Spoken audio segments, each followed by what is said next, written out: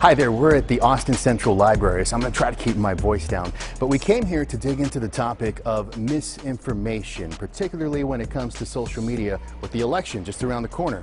Now, this is really nothing new, but some academics are actually becoming increasingly concerned about misinformation when it comes to the Spanish-speaking social media landscape.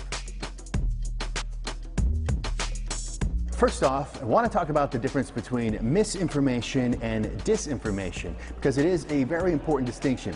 So one way to remember it is that misinformation is just false or inaccurate information, whereas disinformation is false or inaccurate information that is deliberately created or deliberately spread. So just think deliberate disinformation. Jacobo Licona studies disinformation on social media for the X Institute, a nonprofit that advocates for Latino communities. I would say that Latinos are definitely not necessarily more susceptible to disinformation than other groups. He says when it comes to finding reliable reporting, the cards are kind of stacked against the Spanish-speaking community in the U.S. And here's why. Think of all the reputable news sources in English, whether it's network news, cable news, major newspapers.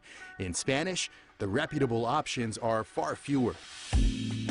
So they often go to social media to get news and information.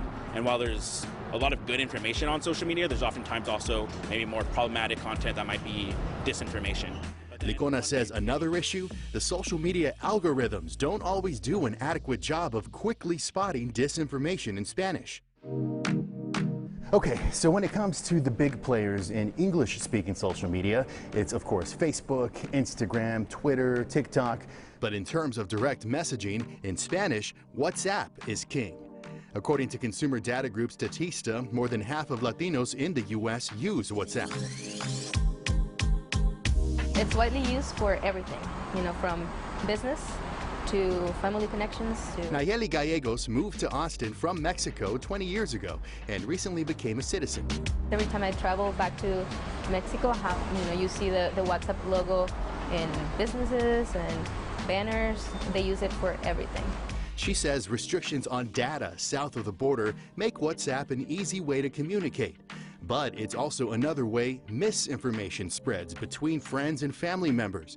I think this is a really big problem. So says Josephine Luquido, an assistant professor of journalism and media at UT Austin and a researcher in this field. One of the great things about WhatsApp is a lot of people are on it. One of the real struggles of studying and understanding misinformation on WhatsApp is that it's often encrypted and in private platforms.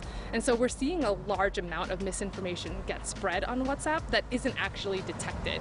Oftentimes I'm seeing it from a family member or a friend. But because WhatsApp is different than typical social media sites, flagging misinformation isn't an easy sell. It's like if all of a sudden somebody wanted to verify what you're sharing on your texts to other people, Yes. I really don't think that people who use WhatsApp really see it as a social media platform. They see it as a communication tool.